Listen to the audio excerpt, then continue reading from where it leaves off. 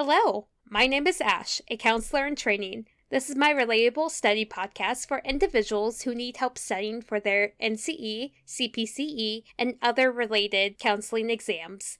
I'm going to go through many questions from multiple resources and make the answers relatable to both you and me. So get your listening ears on and let's get studying.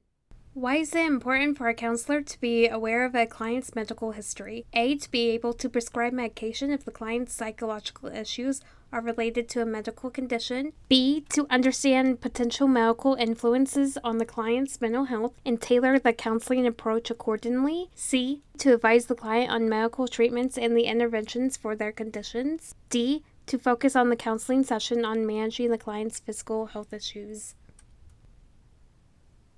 The answer is B. It is important for a counselor to be aware of a client's medical history, to understand potential medical influences on the client's mental health, and tailor the counseling approach accordingly. For example, if you are working with an individual who has ADHD and is on ADHD medication, such as Adderall, you need to be aware of the effects that Adderall could have on the client, and this can be applied to almost any diagnosis and if an individual is medicated or not, depending on their diagnosis and if they're medicated. This is why it's important for counselors to be aware of medical history of their clients.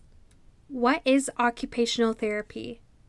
Occupational therapy is an integrative approach that addresses both functional and psychological barriers to an individual's daily life. Occupational therapy is similar to physical therapy, but it helps after a trauma or injury and helps individuals manage their symptoms that could be long-term or from a disability. I would recommend looking more into occupational therapy and how it affects individuals in a variety of ways.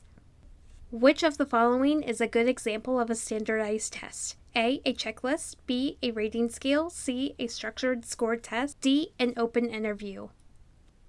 The answer is C. A structured score test is the best example of a standardized test. When you hear standardized, think of structured. Examples include the GRE, SAT, ACT, foreign language tests, so on and so forth. Those are standardized tests.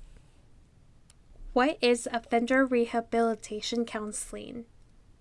Offender rehabilitation counseling helps individuals within the justice system to reintegrate into society, and it helps reduce criminal behavior through multidisciplinary interventions and treatment plans. I do remember having one professor who worked in a juvenile detention center, and she helped a lot of individuals work their way out of the justice system. She even told a story of how one of the officers doubted her abilities, and when she walked past him again with the clients in tow, he was shocked with how much effort she made with these clients and how much they improved in such a short time.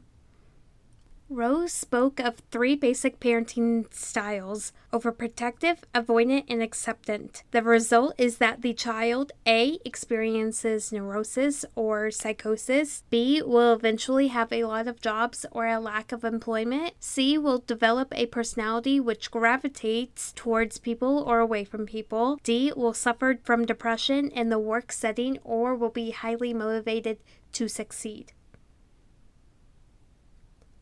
The answer is C. The result is that the child will develop a personality which gravitates toward or away from people. Depending on what the parenting style is, overprotective, avoidant, or acceptant, the child's personality is shaped by these parenting styles, and then it will influence how the child will move toward or away from people depending on how their parents shaped them to be because of their parenting styles. I would recommend looking into Rose's 3 basic parenting styles to gain more information and see how it affects individuals.